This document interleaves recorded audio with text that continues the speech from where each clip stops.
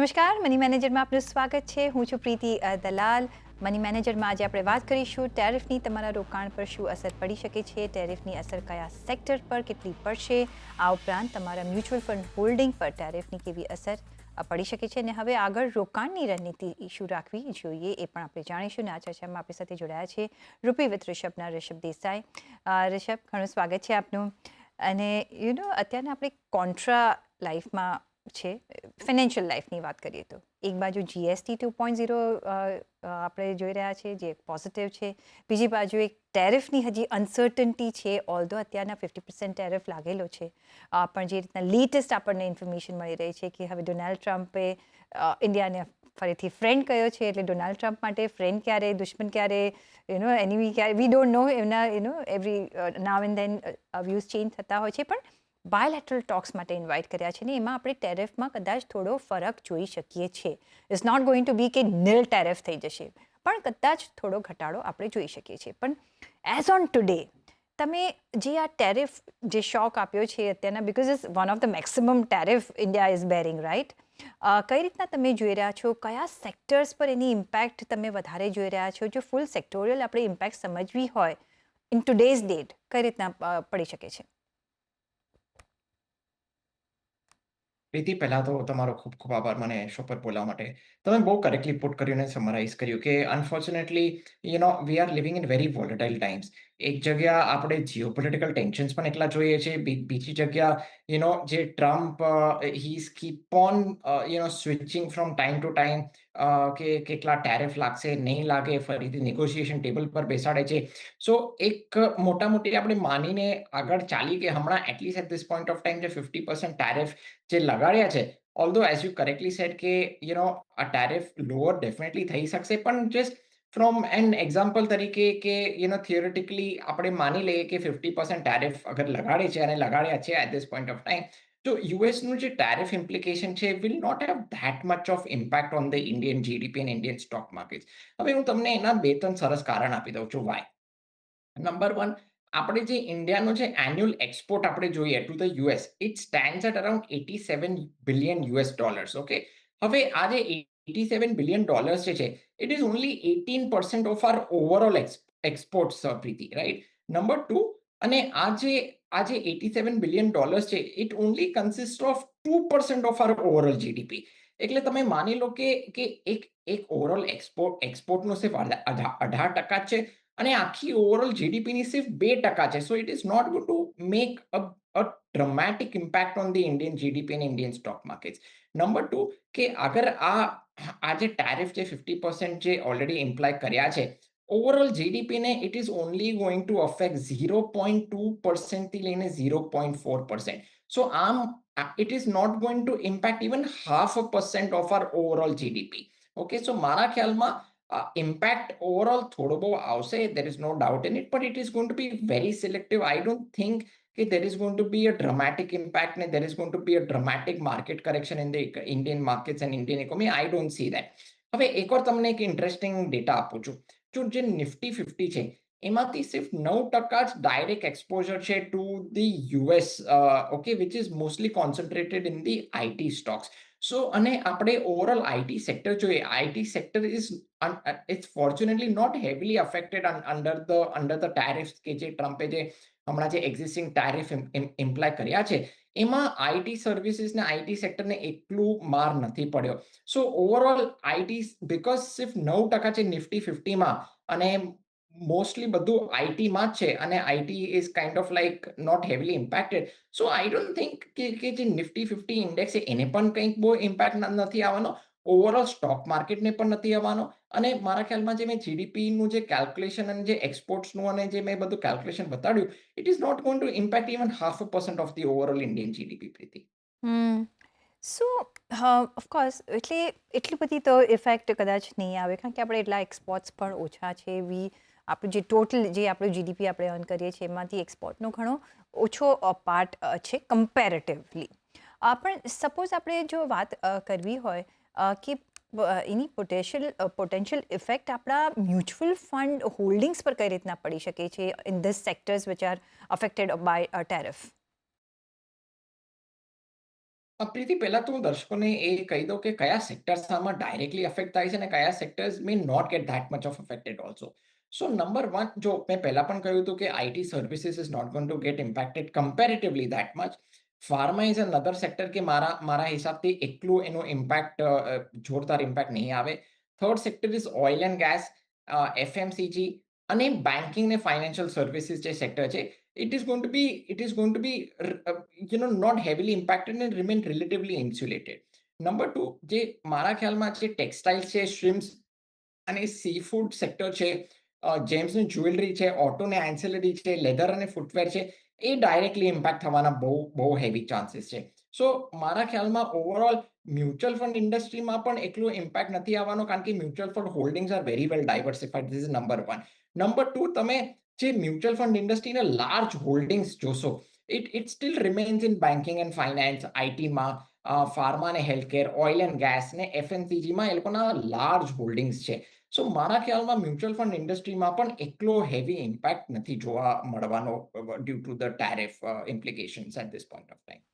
હમ so તો આપણે જો આપણું ઇન્વેસ્ટમેન્ટનું એનાલિસિસ કરવું હોય થ્રુ મ્યુચ્યુઅલ ફંડ, જે આપણે એક્સપોઝર એ લોકો રાખતા હોય છે, how do we do it? શું જે ઇન્વેસ્ટર્સ છે એમને ક્લોઝલી ટ્રેક રાખવો પડશે યુએસ રેવન્યુ એક્સપોઝરથી, અને જે આપણા નિવેશ છે એમાં કેવી રીતે આપણે ટ્રેક રાખી શકીએ અહીંયા, અને રાખવો કેટલો જરૂરી છે?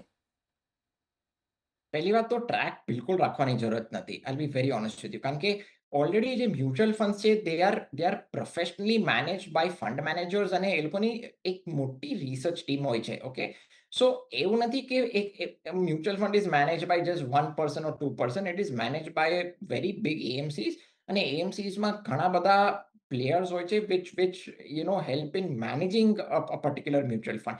સો મારા ખ્યાલમાં let the professionals do their job.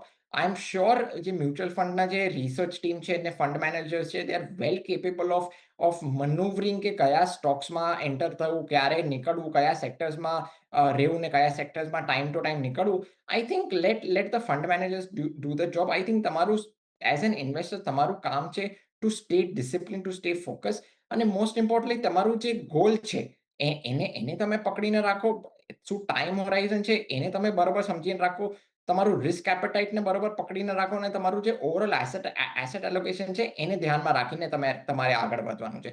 I don't think કે રિટેલ ઇન્વેસ્ટર્સે આ બહુ મગજમારી કરવાની કઈ જરૂરત નથી. Late the profession do the job. જો તમે મ્યુચ્યુઅલ ફંડ થ્રુ રોકાણ કરો છો તો તમારે ચિંતા કરવાની જરૂર નથી. તમે તમારા ગોલ્સને આધારે તમે રોકાણ કરી શકો છો. જો તમારું એસેટ એલોકેશન બેલેન્સ, તમારા જો નિવેશ હશે તો તમને કોઈ પ્રોબ્લેમ નહીં આવવો જોઈએ, અને you are in safe hands. But આપણે જો નજર રાખવી હોય રિષભ, કે કયા એવા ફંડ્સ છે કે જે less than 7% exposure to US revenue રાખી રહ્યા છે, અને મે બી એક રિલેટિવલી સેફર ઝોનમાં છે, જો એ સમજવું હોય મોટા મોટા, તો કઈ રીતે તમે સમજાવશો? Preeti, let me put this in a different way. હવે જે મ્યુચ્યુઅલ ફંડ્સ, ઓવરઓલ જે મ્યુચ્યુઅલ ફંડ્સ છે, they are very well diversified. Number one, મારા ખ્યાલમાં કે જે ફ્લેક્સી કેપ મ્યુચ્યુઅલ ફંડ્સ છે, મલ્ટી કેપ મ્યુચ્યુઅલ ફંડ્સ છે, ફોકસ ફંડ્સ છે, વેલ્યુ ને કોન્ટ્રા જે ફંડ છે, which are very well diversified, I think they will be relatively much more safer. So મારા ખ્યાલમાં કે જેને પણ મ્યુચ્યુઅલ ફંડ્સ ચૂઝ કરવું હોય, આઈ થિંક રાધર દેન લુકિંગ કે કે લેસ દેન 7% એક્સપોઝર છે કે નથી, કે યુએસ કેટલું એક્સપોઝર છે યુએસ રેવન્યુમાં. I think rather than looking into all of this, કે તમે એક જો કે એ ફંડ સારું છે કે નથી, ફંડ સારી રીતના પરફોર્મ કરે છે કે નથી કરતું, ફંડનો ટ્રેક રેકોર્ડ કેવો છે, ફંડની ફિલોસોફી કેવી છે. સો મારા ખ્યાલમાં rather than looking into other nitty gritties, fund કેવું કરે છે અને ફંડનું ટ્રેક રેકોર્ડ કેવું છે એ બહુ મહત્વપૂર્ણ છે. I think investor should look at the track record and philosophy and then venture in to the particular mutual fund. તો ટ્રેક રેકોર્ડ અને philosophy of the mutual fund is very very important હમણાં, or otherwise also આપણે always એ જોતા હોઈએ છીએ. પણ તમને શું લાગે છે કે કયા એવા ફંડ્સ છે જે we should be cautious about, કારણ કે જે એમને હાયર એક્સપોઝર અને માઇટ રિક્વાયર મોર કોશન એરિયાઝમાં જો એ નિવેશ કરતા હોય, તો આપણે કઈ રીતના એ જાણી શકીએ કે એક કોશન વર્તી શકીએ? પ્રીતિ, મારા ખ્યાલમાં થીમેટિકની જે સેક્ટોરિયલ કેટેગરી છે, I think that needs to be, looked at closely. કારણ કે થીમેટિક ને સેક્ટોરિયલ કેટેગરી બહુ કોન્સન્ટ્રેટેડ બેટ્સ પણ લઈ શકે છે અને it can be very cyclical and volatile together. એટલે વોલેટાઇલ એટલે બહુ ઉતાર ચઢાવે એમાં નજર આવશે અને સિક્લિકલ મતલબ તમે મોટા લાંબા સમય તલક એમાં રિટર્ન્સ પણ નહીં જોઈ શકો. સો મારા ખ્યાલમાં કે જે જે જે particular sectorial and thematic funds which are concentrated towards having high exposure to US revenue, I think એમાં ઇન્વેસ્ટર્સે ખાસ ધ્યાનમાં રાખવું જોઈએ.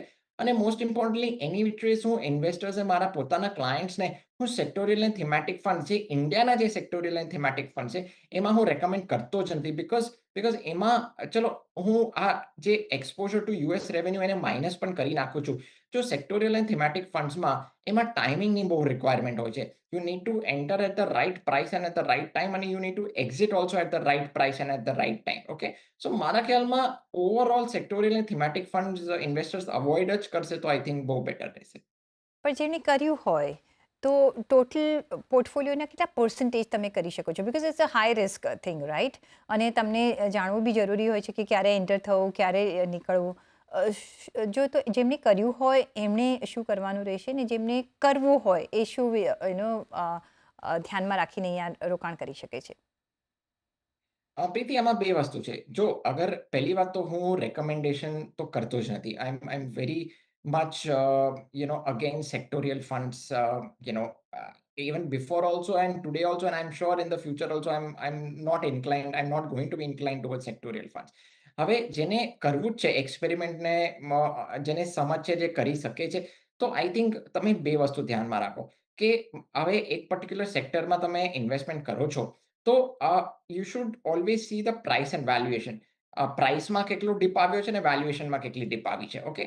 અને ડિસન્ટ અમાઉન્ટ ઓફ પ્રાઇસ અને વેલ્યુએશનમાં ડીપ આવ્યો હોય અને valuations are reasonable and cheap, તો તમે એમાં ડેફિનેટલી તમે એન્ટર કરી શકો છો. અને again when valuations turn expensive, I think that and when price also peaks out, I think that is the right time કે તમે એમાંથી એક્ઝિટ કરી નાખો. બીજી વસ્તુ, તમે જ્યારે પણ સેક્ટોરિયલ અને થીમેટિક ફંડ્સમાં ઇન્વેસ્ટમેન્ટ કરો છો, ખાસ ધ્યાનમાં રાખજો કે આ કોર પોર્ટફોલિયોમાં ના હોવું જોઈએ. આ બધું તમે જે રમત કરો એ બધું તમે સેટેલાઇટ પોર્ટફોલિયોમાં કરો. તમારી પાસે સરપ્લસ પૈસા હોય કે માની લો લાંબા સમય તલક you are able to let the money go અને માની લો કે લાંબા સમય તલક પણ નેગેટિવ રિટર્ન્સ આપે તો you should be okay with it. So number 2 કે તમે સેટેલાઇટ પોર્ટફોલિયોમાં આ બધી રમત કરો. અને થર્ડ એન્ડ મોસ્ટ ઇમ્પોર્ટન્ટલી કે તમે મારા ખ્યાલમાં 10% વધારે આમાં રમત નહીં કરવું જોઈએ. ઓકે. સો અગેન સેટેલાઇટ પોર્ટફોલિયોમાં પણ તમે કરો પણ તમે ઓવરઓલ જે પોર્ટફોલિયો હોય તમે કોરને સેટેલાઇટ પોર્ટફોલિયોને કમ્બાઈન કરી લો. મારા ખ્યાલમાં 10%થી વધારે તમે આમાં રમત વેળા નહીં કરતા. તો 5 થી 10%થી વધારે અહીંયા આપણે પ્લે આઉટ કરવું જોઈએ થીમેટિક ફંડ્સની જ્યારે આપણે વાત કરી રહ્યા છીએ. સાથે અ, એક આઈ થિંક અત્યારના પોઈન્ટ ઓફ વ્યૂ પર ઇન્વેસ્ટરને એક સ્ટ્રેટેજિક ગાઈડન્સ આપવું બી જરૂરી પડશે કે કઈ રીતના એ લોકો કોમ્બેટ કરી શકે. લાઈક કઈ રીતના હાઇબ્રિડ ફંડ્સ એક કુશન તરીકે શું કામ કરી શકે in this kind of situation? Preeti, hybrid funds can cushion till some extent. Pure cushioning નહીં કરે કારણ કે હાઇબ્રિડ કેટેગરીમાં પણ ઘણા બધા કેટેગરીઝ આવી જાય છે. જો હાઇબ્રિડ હાઇબ્રિડ એઝ અ બાસ્કેટમાં there are 6 to 7 categories. Okay. Aggressive hybrid આવી જતું હોય છે, બેલેન્સ્ડ હાઇબ્રિડ આવી જતું હોય છે, balance advantage, multi asset allocation, conservative hybrid products. એમાં ઘણા બધા હાઇબ્રિડ પ્રોડક્ટ્સ આવી જતા હોય છે. This is number 1. નંબર 2 કે જો તમને અનસર્ટન ટાઈમ્સમાં પ્રોપર કુશનિંગ જોઈએ તો તમે પ્યોર ડેટ મ્યુચ્યુઅલ ફંડ્સમાં ઇન્વેસ્ટમેન્ટ કરો. આઈધર તમે ડેટ મ્યુચ્યુઅલ ફંડ્સમાં કરો યા ફિર તમે આરબીઆઈના બોન્ડ લઈ લો કે તમે પછી સારી બેંકમાં હાઈ ક્વોલિટીની તમે એફડી કરાવો. તો then you are properly cushioned amongst uncertainty, volatility and cyclicality. જો તમને હાઇબ્રિડ ફંડ્સમાં કુશનિંગ ટિલ સમ એક્સટેન્ટ જોતું હોય તો આઈ થિંક જે હાઇબ્રિડ ફંડ્સ હોય જેમાં જે પ્યોર ઇક્વિટી એક્સપોઝર છે which is less than 25%, એમાં તમને till some extent તમને cushioning મળી શકશે. Plus it can give you little higher returns than traditional bank FDs અને debt mutual funds as well. So number one, pure cushioning માટે તમે debt mutual funds કે FDs પકડો.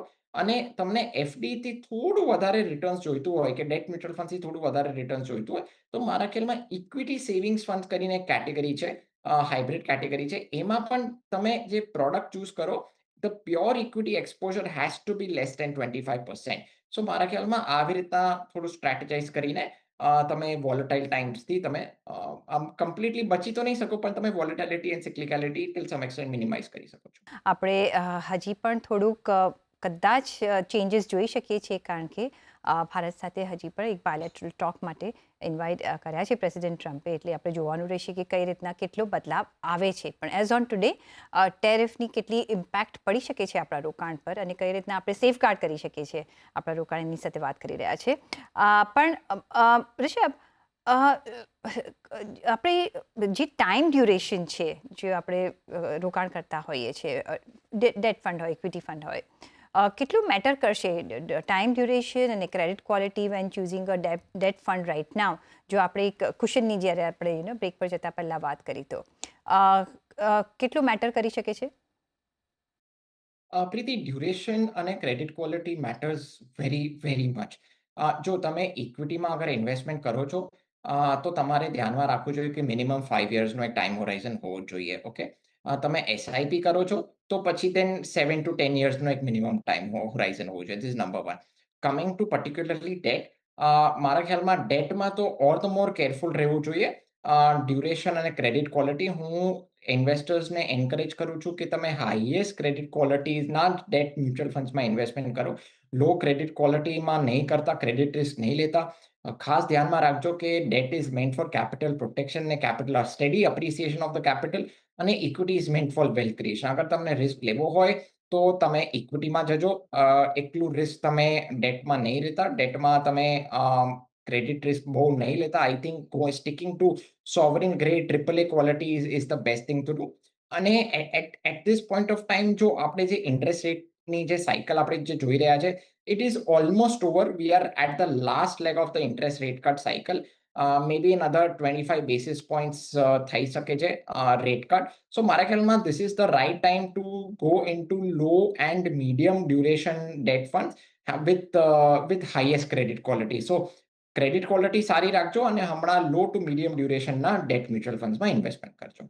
ક્રેડિટ ક્વોલિટી એક best હોવી જોઈએ, અને સ્મોલ ટુ મીડિયમ ટર્મના માં તમે અત્યારના લોક કરી શકો છો જ્યારે તમે નિવેશ કરો છો ત્યારે. પણ સાથે જ જો જાણવું હોય, બિકોઝ અત્યારના એક અનસર્ટન ટાઈમ્સ છે, રાઈટ? અને જ્યારે આપણે જાણવું હોય કે right balance between the equity અને ડેટ ફંડ્સમાં જ્યારે આપણે રોકાણ કરીએ છીએ, vote food B the right balance for the moment, જ્યાં સુધી આપણને ઘણી ક્લેરિટી નથી આવતી ત્યાં સુધી? Preeti, I really wish I had a clear answer to this. There is no, secret formula for right balance. અગર તમને બેલેન્સ તમારું જાણવું હોય between equity and debt, it should be purely based on તમારો શું ગોલ છે, તમારું શું રિસ્ક એપેટાઇટ છે, અને તમારો શું ટાઈમ હોરાઇઝન છે. ઓકે, સો તમારું રિસ્ક એપેટાઇટ હાયર હોય અને તમારી પાસે ઓછો ટાઈમ હોરાઇઝન હોય, તો you cannot go too aggressive in equity. So આ ખાસ ધ્યાનમાં રાખવું જોઈએ કે તમારી હાઈ રિસ્ક એપેટાઇટ હોય અને ટાઈમ હોરાઇઝન પણ લાંબો હોય, તો તમે હાયર રિસ્ક તમે હાયર એલોકેશન લઈ શકો છો ઇક્વિટીમાં. Otherwise then you are better off having little lesser exposure to equity અને higher exposure to debt. At this point of time, પ્રીતિ, કારણ કે આપણે ઇન્ડિયન ઇક્વિટી માર્કેટ્સ આપણે એક ટાઈમ કરેક્શનમાં ચાલી રહ્યા છે. ફ્યુ મંથ્સ બેક આપણે એક ડ્રાસ્ટિક પ્રાઇસ કરેક્શન જોયો, પણ મોટા મોટી એક વર્ષથી નિફ્ટી ફ્લેટ જ છે, અને ઘણા બધા નિફ્ટીના ઇન્ડાઇસીસ આર સ્ટીલ નેગેટિવ. ઘણા બધા equity mutual funds are still giving negative return. So I think અગર કોઈની પાસે થોડો લાંબો સમય હોય અને થોડું રિસ્ક લઈ શકતો હોય, તો I think this is the right time to get little more aggressive. Again, હું એવી રીતના નથી કહેતો કે બહુ અગ્રેસિવ થઈ જાઓ. નો, ડોન્ટ ગેટ વેરી અગ્રેસિવ. પણ તમે થોડું લિટિલ સ્લાઇટલી અગ્રેસિવ થઈને તમે ઇન્વેસ્ટમેન્ટ કરી શકો છો, કારણ કે માર્જિન ઓફ સેફટી સારી છે. Markets have not yet fully recovered. આપણે જે નિફ્ટી 15નો ઓલ ટાઈમ હાઈ જે જોયો 26,000 something, at this point of time we are trading at around 25,000. We have not yet fully recovered અને we have not yet entered a decent bull market. તો તમારી પાસે થોડો લાંબો સમય હોય ને રિસ્ક લઈ શકતા હોય, તો તમે થોડું અગ્રેસિવ થઈ શકો છો ઇક્વિટી માર્કેટ્સમાં. તો થોડુંક અગ્રેસિવ અત્યારના ઇક્વિટી માર્કેટમાં આપણે થઈ શકીએ છીએ, કારણ કે જે કરેક્શન આવી રહ્યું છે એનો જો તમારે લાભ લેવો હોય, તો અત્યારના તમે થોડું નિવેશ અહીંયા વધારી શકો છો, but depending upon your risk appetite. પણ ઓવરઓલ જો અત્યારના આપણે માર્કેટ આઉટલુક જોવું હોય અને સમજવું હોય, અને જો tariffs are implemented the way they are right now, કઈ રીતના તમે માર્કેટ ટ્રેન્ડ જોઈ રહ્યા છો for next may be 6 to 12 months? Preeti, અગર હું આ યુએસ ટેરિફને એકદમ કમ્પ્લીટલી બાજુમાં રાખું છું, તો આઈ સ્ટીલ ફીલ કે નેક્સ્ટ એટલીસ્ટ 6 months તો માર્કેટ મે મૂવ સાઇડવેઝ. અગર દિવાળીમાં સારું કન્ઝમ્પશન આવી ગયું અને જે જીએસટી કટ જે આપણે જે જોયા, જીએસટી 2.0 ના જે બધા રિફોર્મ્સ જોયા, આઈ થિંક અગર એના વજહથી કન્ઝમ્પશન પિકઅપ થઈ ગયું તો we may see some good uptake in the overall equity market. પણ મોટા મોટી આઈ સ્ટીલ ફીલ કે એટલીસ્ટ 3 to 6 months સાઇડવેઝ જઈ શકે છે, કારણ કે ફોરેન પાર્ટિસિપેશન પણ નથી. FIIs are not pumping in too much of money in the equity Indian equity market. Global uncertainties પણ ઘણી બધી છે. અને પ્લસ થોડું, I mean see, overall GDP looks very strong, there is no doubt in it. પણ overall global growth also looks little bit sluggish and little bit subdued. So I think at least 3 to 6 months we can see some sideways momentum. પણ અગર કન્ઝમ્પશનમાં એક સરસ pickup આવી ગયો દિવાળીના ટાઈમે ને ક્રિસમસના ટાઈમે, તો we can see a good short term rally as well. પણ only time will tell, but at least at this point of time I feel 3 to 6 months will be little sideways. Or અગર રેલી પણ આવશે તો એકલી જબરજસ્ત મને લાગતી નથી કે એવી જબરજસ્ત રેલી આવી શકે. સો ટુ રેપ અપ, જો આપણે સમજવું હોય કે કોઈ એવા સ્ટ્રેટેજિક ચેન્જીસ જો આપણે ઇન્વેસ્ટરે ધ્યાનમાં રાખવા હોય કે કરવા હોય, વોટ કુડ દેટ બી? અને કઈ રીતના બિકોઝ અનસર્ટન ટાઈમ્સ હોય છે ને, ત્યારે ઇટ ઇઝ આમ પણ એટલે થોડીક અહીંયા આપણે સ્ટ્રેટેજિક ઇન્વેસ્ટમેન્ટ કરીએ તો મે બી થોડું સેફગાર્ડ કરી શકીએ છીએ. એબ્સોલ્યુટલી પ્રીતિ. જો હમણાં markets are flattish, okay, it's not moving that aggressively upwards also ને ડાઉનવર્ડ્સ એ નથી જતું. ઓકે, તો ઘણા બધાના પોર્ટફોલિયોમાં મે બી અગર નેગેટિવ રિટર્ન્સ હશે તો it might not be heavily negative in that sense. Okay, again of course it depends on the product as well. પણ મોટા મોટી, because overall markets are flat, so I don't see that કે portfolios might not be that deep in double digit negative return. So I think અગર કોઈને હમણાં કંઈક changes કરવા હોય તો રીબેલેન્સિંગ સોચી શકે છે. ગોઈંગ બેક કે મારો શું ટાઈમ હોરાઇઝન છે, મારો શું રિસ્ક એપેટાઇટ છે, મારો શું ટાઈમ હોરાઇઝન છે, એના બેસિસ પર થોડું બહુ પોર્ટફોલિયોમાં રીબેલેન્સિંગ કરી શકે છે બિટવીન ઇક્વિટી ટુ ડેટ. અને મોસ્ટ ઇમ્પોર્ટન્ટલી તમે અંડર પરફોર્મિંગ પ્રોડક્ટ્સમાં પણ તમે રીબેલેન્સિંગ કરી શકો છો. માની લો કે તમારી પાસે 7, 8 કે 10 વર્ષથી મ્યુચ્યુઅલ ફંડ છે અને it is not doing that great, it is underperforming, so then it makes sense to get out of that underperforming product and investing in the product which is currently outperforming and which will outperform in the future also. So I think rebalancing is the right strategic change one can look at. But of course, one needs to keep in mind કે તમારો goal શું છે. તમારા ગોલના basis પર, risk એપેટાઇટના basis પર, time હોરાઇઝનના બેસિસ પર જ તમે આ બધું ચેન્જીસ કરતા. અને એક lastly I just want to mention, Preeti, કે this is a very good time to invest in momentum strategies. કારણ કે હું બધા ક્લાયન્ટ્સને, ઇન્વેસ્ટર્સને એવી રીતના સમજાવું છું કે જ્યારે માર્કેટ સારું કરતું હોય ત્યારે તમે ઇન્વેસ્ટમેન્ટ નહીં કરતા. જ્યારે માર્કેટ ખરાબ કરતું હોય, કે કયું પર્ટિક્યુલર સ્ટાઇલ, કે કયું પર્ટિક્યુલર સેક્ટર, કે કયું પર્ટિક્યુલર માર્કેટ કેપિટલાઇઝેશન સારું ના કરતું હોય, ત્યારે તમે એ પર્ટિક્યુલર સેગમેન્ટમાં ઇન્વેસ્ટમેન્ટ કરશો તો તમને 3-5 યર્સમાં, લોંગ ટર્મમાં તમને એમાં જબરજસ્ત પૈસા બનતા દેખાશે. So momentum as an overall strategy has not done that great over the past 1.5 years. I think that is one style or one category where one can look at in the next 3 to 5 years. I think momentum strategies માં જબરજસ્ત પૈસા મને બનતા નજર આવી રહ્યા છે. Absolutely. તો એક તો પહેલાં તો તમારા ગોલ્સ પર ધ્યાન આપો, એના પ્રમાણે તમારું રિસ્ક એપેટાઇટ શું છે એ ધ્યાન આપો ને તમારા રોકાણ કરો, અને જે બેઝિક રૂલ છે. પણ અત્યારના જો જોઈએ તો જેમ રિષભે કહ્યું કે મોમેન્ટમ ફંડ્સ પર તમે ધ્યાન આપી શકો છો, અને which is not started playing yet, એમાં તમે જો નિવેશ કરશો તો તમને સારા વેલ્યુએશન્સમાં પણ મળશે, અને પછી તમે આગલા 4 થી 5 વર્ષમાં અહીંયા એક અપ્રિસિએશન સારું જોઈ શકો છો. તો તમે સેફગાર્ડ પણ કરી શકો છો, ઇન્વેસ્ટમેન્ટ પણ કરી શકો છો, અને રિટર્ન્સ પણ સારા કમાઈ શકો છો. ટેરિફ છે, યસ, કેટલા ઇવેન્ચ્યુઅલી લાગશે આપણને ખબર નથી, પણ એઝ ઓન ડેટ ટેરિફની જે અસર છે એટલી પણ નથી, એટલે તમારે એટલું બધું ધ્યાનમાં નહીં રાખવું જોઈએ. બટ યસ, આપણે એક ઓવરઓલ વ્યૂ તો અહીંયા ધ્યાનમાં લેવો જ જોઈએ જ્યારે આપણે ઇન્વેસ્ટમેન્ટ કરી રહ્યા છીએ. ઋષભ, ઓન દેટ નોટ, ઘણો આભાર તમારો અમારી સાથે આજે જોડાવા બદલ. અને સાથે જ પર્સનલ ફાઇનાન્સના તમારા સવાલ અમને મોકલો. તમારું નામ, શેર, ઉંમર સાથે ઈમેલ કરો અમને money@nw18.com પર. ફેસબુક પર લખો અમને facebook.com/CNBC બજાર પર. અને વોટ્સએપ પણ કરી શકો છો 7506660000 પર. અને આ સાથે જ મની મેનેજરના એપિસોડમાં બસ અત્યારના આટલું જ. પાછા મળીશું નેક્સ્ટ એપિસોડમાં. ત્યાં સુધી આપશો રજા. નમસ્કાર.